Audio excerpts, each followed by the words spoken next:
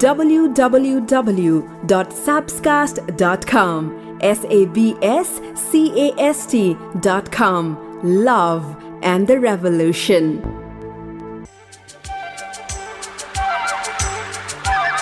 कसैले सोध्यो उमेर र जिन्दगीमा के फरक छ? अत्यन्तै सुन्दर जवाफ आयो। जुन आफ्ना मान्छेहरू बिना बित्यो त्यो उमेर हो र जुन आफ्ना मान्छेहरूको साथ र मायासँग बित्यो त्यो चाहिँ जिन्दगी हो।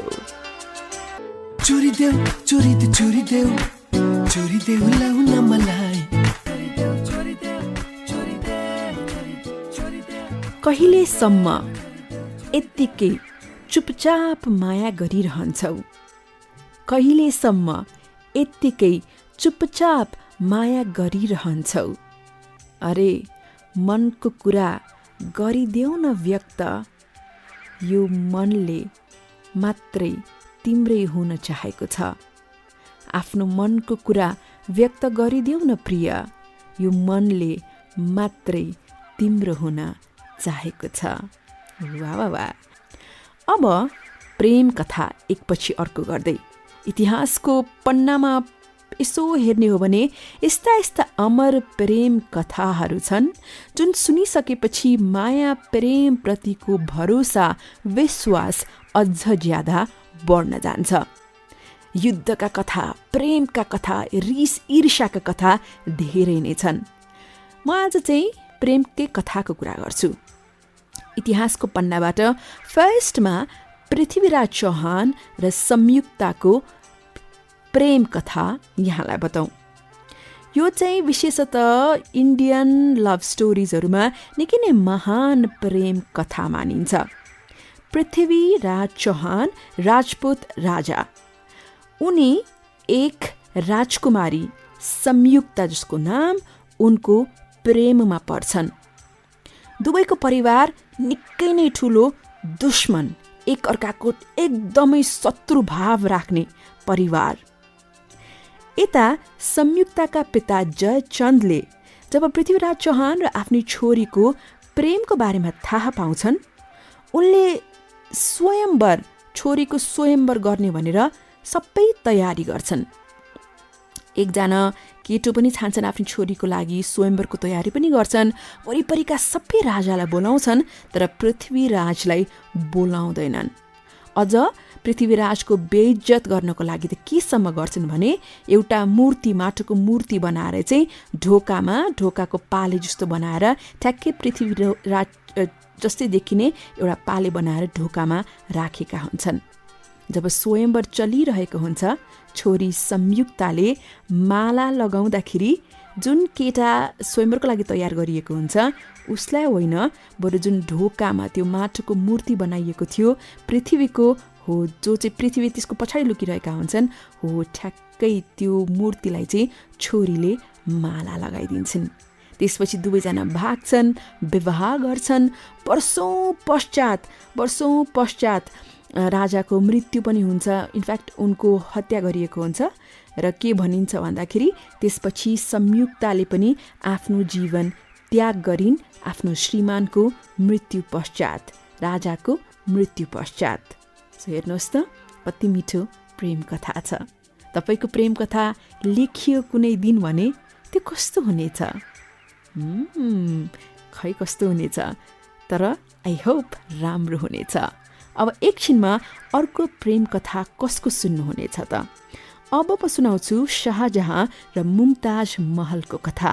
धेरैले सुन्नु भएको छ होला, धेरैले सुन्नु भएको छैन होला, तर सर्टकटमा म एकछिनमा मिठो तरिकाले भन्छु। सुनिबस्नुहोस्। सिटी एक्सप्रेस, यो माया भन्ने चिज कस्तो कस्तो।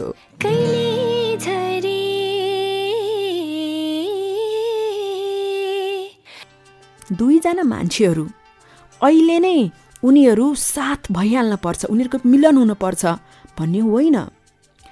महिना दिनमा, वर्ष दिनमा, वर्षौँ पछि जहिले पनि हुन सक्छ। यदि दुईजना साथ हुन लेखिएको रहेछ भने जिन्दगीको कुनै पडावमा जसरी पनि उनीहरू साथ हुन्छन्। त्यसैले तपाईको पनि केही कम्प्लिकेसन चलिरहेछ सम्बन्धमा भने साँच्ची साथ हुन लेखिएको रहेछ भने अहिले नहोला मिलन, तर महिनापछि, वर्षौँपछि वा वर्षौँपछि कुनै अवस्थामा अवश्य पनि त्यो सम्भव छ। अब शाहजहाँ र मुमताज महलको प्रेम कथा। यो पनि प्रेम कथाहरूमै निकै नै महान प्रेम कथा मानिन्छ। खासमा कुरो के हो भन्दाखेरि उनको नाम अर्जुमन्द बानु बेगम। उनी शाहजहाँकी दोस्रो पत्नी, शाहजहाँको निकै नै प्रिय पत्नी। उनकै नामाकरणले उनको नाम मुमताज महल भयो। जुन ओरिजिनल नाम थियो बानु बेगम, मैले भनि नै हालेँ। 13 जना सन्तान जन्माइन् उनले। जब 14औं सन्तान जन्मने बेला भयो, त्यो जन्म दिने प्रक्रियामा यस्ता जटिलताहरू, समस्याहरू आए, रानीको मृत्यु भयो। त्यसपछि राजा शाहजहाँले, उनी त मुगल सम्राट हुन्, उनले चाहिँ संसारकै एउटा 7 वन्डर्सहरूमा पर्ने एउटा प्रेमको चिनो ताज महल बनाउन लगाए आफ्नी श्रीमतीको सम्झनामा। सो हेर्नुहोस् त, भन्नै सकिन्न। सबैभन्दा ठुलो कुरो सोच्ने हो भने जीवनको भन्नै सकिन्न नेक्स्ट के हुन्छ। चलिरहेको छ नि एउटा रफ्तारमा यस्ता नसोचेका अकल्पनीय कुराहरू हुन सक्छन्। कहिले खुसीका आउलान् अवस्था, कहिले दुःखका अप्ठ्याराका आउलान्। त्यसले यति हो के हुन्छ भन्नै सकिन्न जस्तो अवस्थाको लागि पनि आफू रेडी चाहिँ हुनपर्छ। र 2 जना साथ हुनुहुन्छ भने भोलि पर्सि बसौँला, आज रिसाउँ, भोलि पर्सि माया गरौँला भन्ने खालको भाव नराख्नुहोस्। जति माया छ अहिले गर्ने हो। गड फरबिड त्यस्तो नहोस्, तर भोलि नै आएन भने माय गड, सोच्दा त डर लाग्छ भने साँच्चै भयो भने त कस्तो होला। त्यसैले माया नसाच्नुहोस्, मन खोलेर माया गर्नुहोस्। र अबको कथा शिवजी र साईबाईको, यो पनि राम्रो छ। Stay tuned. तिम्रो त्यो एक नजर, जो छोरा मान्छेलाई तपाईँ डेट गर्दै हुनुहुन्छ, जो छोरा मान्छेलाई एकदम लाइफ पार्टनर बनाऊ कि भन्ने सोच्दै हुनुहुन्छ, उसले तपाईँको पढाइको बारेमा राम्रोसँग सोधेन, अथवा तपाईँको पढाइ कस्तो चलिरहेको छ त्यसमा खासै ध्यान दिएन। तपाईँ कुनै काम गर्दै हुनुहुन्छ वा बिजनेस गरिरहनु भएको छ भने त्यो कस्तो चल्दैछ त्यसको बारे सोध्दैन, अथवा राम्रो गर भनेर तपाईँलाई उत्साह दिँदैन, अथवा यस्तो यस्तो गर्न सकिन्छ भनेर विभिन्न खालका रणनीतिहरू सिकाउँदैन भने ऊ तपाईँको लागि बनेको होइन। यस्तो आइसके समय छोरी मान्छेहरू पनि यति करियर ओरिएन्टेड छन्, सफल छन्। So my dear lady friend, अघि मैले जति पनि कुराहरू भने हो त्यसरी तपाईँलाई उत्साह दिने, साथ दिने पार्टनर अबको अवस्थामा जीवनमा हुनै पर्छ। अब अर्को कथा शिवाजी र साईबाईको। छत्रपति शिवाजी मराठा किङडमका जसले बनाए हो उनी नै हुन्। उनको सानै उमेरमा विवाह भयो साईबाईसँग। दुवैजनाले एकदमै त्यो प्रेमको कसिलो बन्धन एकअर्कासँग साटेका थिए। उनीहरूको प्रेम कथा हेर्ने हो भने निकै नै निश्चल मान्न सकिन्छ। विशेषतः राजाको कुरा गर्दा उनी देश बाहिर बढी हुन्थे, युद्धहरू लड्नमै व्यस्त हुन्थे। अनि यता रानीले आफ्ना 4 सन्तानलाई निकै सुन्दर तरिकाले हुर्काएकी थिइन्। साथमा शिवाजीकी आमाको पनि साथ त थियो, जिजाबाई उनको नाम। तर साईबाईको एकदमै छिटो, जम्मा 26 वर्षको उमेरमै उनको मृत्यु भयो। त्यसपछि राजा निकै नै चिन्तित अवस्थामा देखिए। भनिन्छ उनीहरूको प्रेम यति मजबुत थियो, यति बलियो थियो कि शिवाजीले पनि आफ्नो मृत्युमा जुन अन्तिम शब्द बोले त्यो थियो उनकी रानीको नाम यानि कि साई। सो कस्तो स्वीट कुरा। कस्ता राम्रो राम्रो प्रेम कथाहरू भन्दैछु। अब एकछिनमा बाजीराव मस्तानीको प्रेम कथा कस्तो लाग्दैछ एपिसोड प्लिज लेख्नुहोस् है www.sapscast.com। यो सो त्यही सुन्न सक्नुहुन्छ। कस्तो लाग्दैछ प्लिज डु पोस्ट। अर्को हप्ता म तपाईँको कमेन्ट डेफिनेटली पढ्छु। एकछिनमा फेरि आउँछु, तपाईँ पनि आउनुहोस् है। यो मायाको अर्थ बुझ्न चाहन्छु, सम्झाइ मन सोध्न चाहन्छु, बुझाउ। मायाको कुरा हुँदैछ, प्रेमको कुरा हुँदैछ। तपाईँलाई थाहा छ तपाईँको पहिलो प्रेम त्यो व्यक्ति होइन जसलाई पहिलो पल्ट तपाईँले आफ्नो मन दिनुभएको थियो।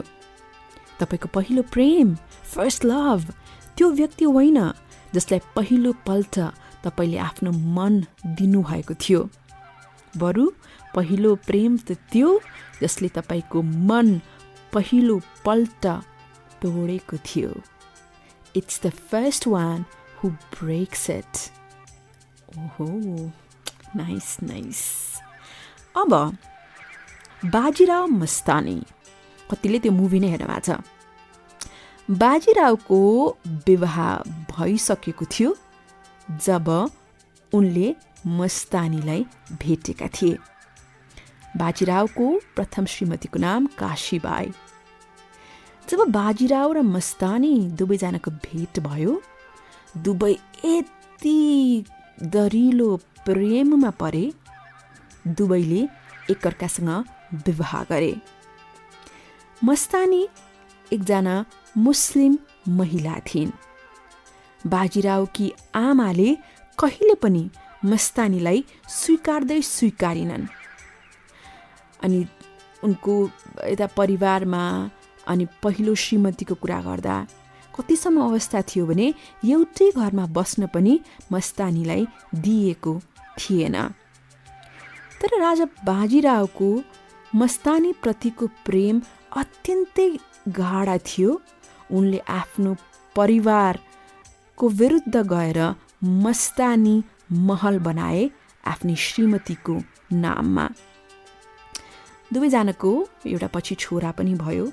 छोराको नाम कृष्ण राव राखिएको थियो। पछि त्यसलाई शमशेर बहादुर भनेर त्यो नाम परिवर्तन गरेर नामकरण गरियो।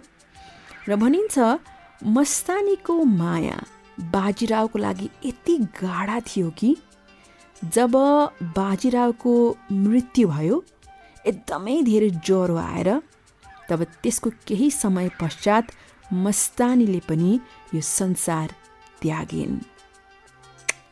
कस्तो छ है माया प्रेमको कुरा गर्दाखेरि त भन्नै सकिन्न, मतलब भन्नै सकिन्न कि के हो।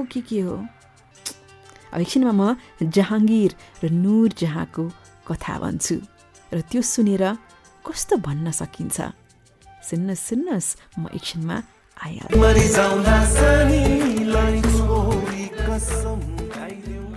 आज मायाका कथाहरू, इतिहासको पन्नाबाट मैले मायाका कथाहरू ल्याएकी छु, तपाईँलाई भट्टाभट सुनाइरहेकी छु। एउटा राम्रो लाइन मैले फेला पारेकी छु है। एक पछि अर्को गर्दै मदिराको प्याला पिउनुको के फाइदा? बिहान उठ्दाखेरि त्यो सबै उत्रिसकेको हुन्छ। एक पछि अर्को गर्दै मदिराको प्याला पिउनुको के फाइदा? बिहान उठ्दा त्यो सबै उत्रिसकेको हुन्छ। अरे 2 थोपा मेरो प्रेमको 2 थोपा त पिउ, जिन्दगी पुरै नशामा नै गुज्रिनेछ। बाप्रे हुन पनि हो जस्तो लाग्छ होइन। रक्सीको त्यो नशा, के नशा, जब मायाको नशा लाग्छ। कोही मान्छे केही दिन मात्रै भेटिएको होला, सङ्गत थोरै होला, तर मन परेपछि, माया लागेपछि त्यो जीवनभर आफूलाई नशा सरह उसको याद, उसको सम्झना मानसपटलमा यसरी बस्छ कि भन्नै मन लाग्छ। यो माया भन्ने चिज खै कस्तो। अब जहाँगीर र नुरजहाँको कथा। यो चाहिँ जहाँगीर नुरजहाँकी 20औं पत्नी र सबै पत्नीहरूमध्ये उनलाई सबैभन्दा प्रिय लाग्ने नै तिनै पत्नी। यतिसम्म भएछ कि राजाले चाहिँ नुरजहाँका प्रथम श्रीमानलाई मारेका थिए ताकि नुरजहाँलाई आफ्नो बनाउन सकूँ भनेर। जहाँगीरले त्यस्तो गरिसकेपछि उनले त स्वीकार्दै स्वीकारिनन्। श्रीमानको रूपमा लगभग 6 वर्ष लाग्यो मायाले उनको मन पगाल्न। तर त्यसपछि अन्ततः उनले राजाको आफूप्रतिको माया त्यसलाई महसुस गरिन् र विवाह पनि गरिन्। यो मुगल इतिहासमै हेर्ने हो भने नुरजहाँ अत्यन्तै शक्तिशाली प्रभावशाली एकजना महिलाको रूपमा हामी लिन सक्छौँ। यति भनिन्छ कि उनले आफ्नो श्रीमानलाई ती प्रभावमा पारेकी थिइन्। 15 वर्षसम्म पनि श्रीमानको दिमाग भएर उनले पुरा शासन चलाएकी थिइन् भनेर। जहाँगीर र नुरजहाँको कथा। अब लास्ट कथा यो चाहिँ कुली कुतुब शाह र भगमतीको। कुली कुतुब शाह एकजना युवा उनी राजकुमार थिए भनौँ। उनले पहिलो पल्ट आफ्नी सपनाकी राजकुमारी भागमतीलाई त्यतिखेर देखे जब उनी एउटा गाउँ गइरहेका थिए। एउटा नदीको छेउमा उनले भागमतीलाई देखेका थिए जो एक हिन्दू थिइन्, जो आम नागरिक थिइन्। यति मन पर्यो राजकुमारलाई भागमती, उनले विवाह गरे। समाजमा यति धेरै कुरा काटिएको थियो, समाजमा यति धेरै आरोप प्रत्यारोप गरिएका थिए, तर पनि राजकुमारले विवाह गरी छोडे। यति माया गरेका थिए भागमतीलाई कि उनको गाउँको वरिपरि उनले एउटा नयाँ सहर बसाइदिए र गाउँकै नाम अनुसार त्यो सहरलाई हैदराबाद भनेर पनि नामाकरण गरिदिए। हेर्नुहोस् त, सुरुमा राजकुमारले आफ्नी श्रीमतीको नाम हैदर महल राखेका थिए, पछि त्यो सिङ्गो ठाउँ सहर बनाएर त्यसको नाम हैदराबाद राखिदिए। वाह! सो इतिहासको पन्नाबाट आज मैले ल्याएको कथाहरू, प्रेम कथा तपाईँलाई कस्तो लाग्यो? Please please post, let me no.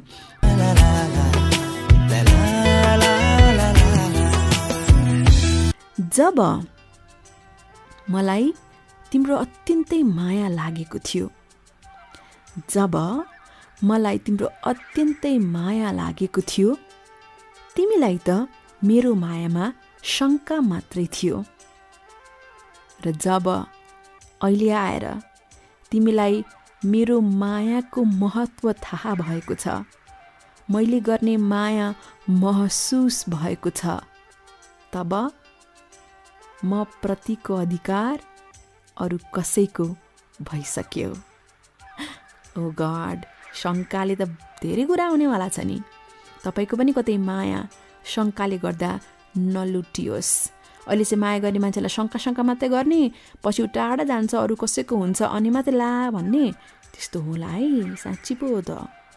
लास्टमा आजको हुन पोस्ट रिता शाहीले मेरो फेसबुकमा पोस्ट गर्नुभएको छ वालमा, र उहाँले के लेख्नु भएको छ, 2टा कुरा लेख्नु भएको छ। म पढ्दै थिएँ, यी 2टा कुराहरू फेला पारे, कस्तो स्विट लाग्यो। I hope you like it भन्नुभएको छ। सुरुमा डायबिटिजको कुरा। एकजना व्यक्ति उनी भन्छन्, मलाई डायबिटिज थियो। 2 वर्ष अगाडि मैले एउटा कुकुर बाटोमा फेला पारेँ र उसलाई घर ल्याएर पाल्न थालेँ। केही दिन अगाडिको कुरा हो, राति 1 बजीतिर अचानक मेरो निन्द्रा खुल्यो। मैले त्यो पालेको कुकुर मेरो खुट्टामा आएर बसिरहेको छ, भेसमारी भुक्दैछ, यति ठुलो सोले भुक्दैछ, मैले कहिले पनि त्यस्तो सुनेको थिइनँ। म हतपत उठेँ, के हो समस्या भनेर उसलाई हेर्न थालेँ, तर एक्कासी मलाई एकदमै कमजोर महसुस भयो।